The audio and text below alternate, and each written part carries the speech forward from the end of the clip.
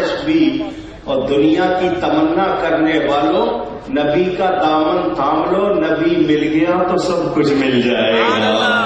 ان کے ہو کر دیکھو، ابو بکر مکہ میں مشہور تھے مگر آئے تو صدیق اکبر بن گئے، عمر بن خطاب آئے فاروق اعظم بن گئے، عثمان آئے ذی النورین بن گئے، علی آئے شیر خدا بن گئے۔ صحابہ وہ جو جانوروں کے پیچھے چلنے والے آنے والی نسلوں کے امام کیسے بنے؟ میرے نبی کے دامن سے وابستہ ہو کر بنے۔ آج ہم کہتے ہیں نہیں، ہمیں دے گا تو چین دے گا، ہمیں دے گا تو روس دے گا، ہمیں دے گا تو امریکہ دے گا، امریکہ نے مدد نہ کی تو کامیاب نہیں ہوں گے۔ امریکہ کچھ نہیں کر سکتا، روس چین کچھ نہیں کر سکتا، مجھے اور آپ کو ملے گا تو گنبد خضرا سے ملے گا۔ ادھر ناتا جوڑو، جب سے ہم نے ادھر سے ناتا توڑا ہے ذلیل ہو رہے ہیں، جو ادھر جڑے آج بھی عزت والے ہیں۔ 1000 سال پہلے بغداد کا بادشاہ کون تھا؟ بتاؤ نام، کس کی حکومت تھی عراق پر؟ نہیں معلوم، مگر 1000 سال پہلے جس ہستی کا میں نام لینے لگا وہ سب جانتے ہیں۔ غوث اعظم کو جانتے ہو یا نہیں؟ اس بادشاہ کا نام لینے والا کوئی نہیں۔ غوث پاک کو ساری دنیا کیوں یاد کر رہی ہے؟ وہ نبی کے ہو گئے، دنیا ان کی ہو۔ حدیث میں ہے من کان للہ کان اللہ لہ، جو اللہ کا ہو جاتا ہے اللہ اس کا ہو جاتا ہے۔ جنہوں نے نبی سے ناتا جوڑا آج بھی ان کی عزت ہے، آج بھی ان کے نام ہے۔ نہیں، میں اگر تاریخ کے آپ کو واقعات سناتا رہوں تو آپ کو پتا چلے کس نے کس طرح نبی پاک صلی اللہ علیہ وسلم کی نسبت سے کیا عزت و عظمت پائی۔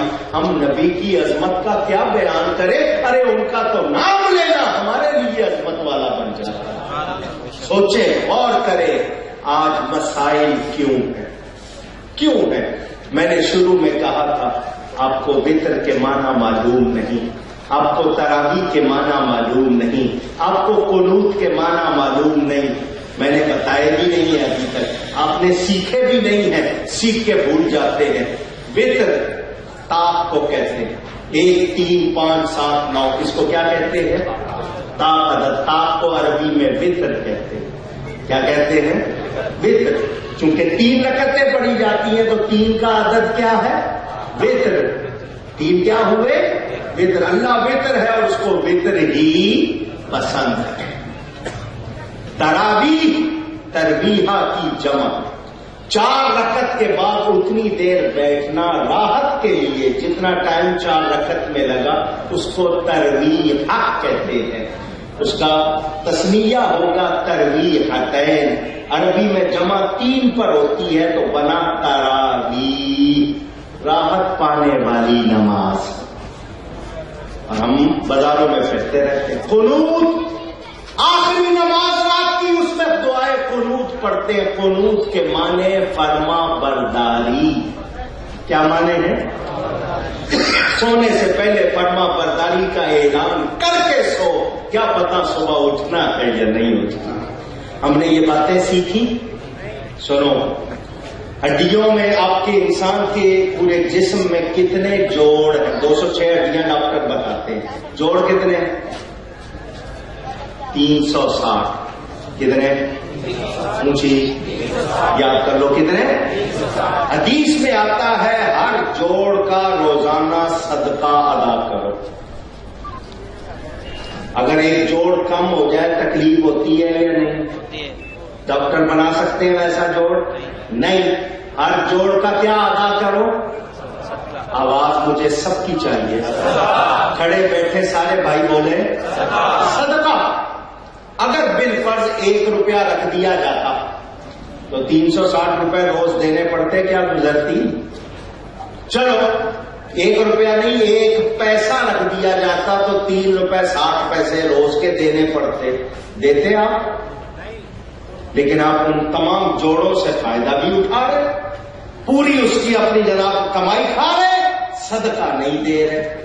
چلو پیسے نہیں، وہاں تو مہربانی کر دی گئی، فرما دیا گیا روز جو 50 رکعتیں 5 نمازوں میں ہیں، ان میں رکوع اور تسبیح میں رکوع اور سجدے میں جو تسبیح پڑھتے ہو سبحان ربی العظیم سبحان ربی الاعلیٰ، جو پانچوں نمازیں پوری پڑھ لے ان میں تعداد ان تسبیحات کی اتنی ہو جاتی ہے جتنے جوڑ، تمہارا صدقہ ہو جائے گا۔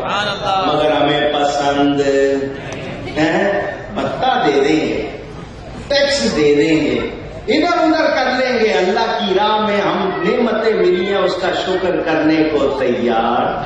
حضور صلی اللہ علیہ وسلم نے اپنے چچا سے فرمایا چچا میں تجھ پر احسان کرتا ہوں۔ کیا کرتا ہوں؟ احسان کرتا ہوں۔ اونچی احسان کرتا ہوں۔ آپ تو کسی کو 1 روپیہ دے تو کہہ رہے ہیں احسان کر رہے ہیں، حضور کیا فرما رہے ہیں؟ چچا تجھ پر احسان کرتا ہوں، تجھے ایک بات بتاتا ہوں۔ تو حضور جس بات کو احسان کہیں وہ کتنی بڑی بات ہوگی، یہ نماز تسبیح صلاۃ التسبیح۔ فرمایا چچا تجھ پہ احسان کرتا ہوں، تجھے صلاۃ التسبیح سکھاتا ہوں، ہو سکے تو روز پڑھنا، ورنہ ہفتے میں 1 مرتبہ، ورنہ مہینے میں 1 مرتبہ، ورنہ سال میں 1 مرتبہ، زندگی میں 1 مرتبہ ضرور پڑھنا۔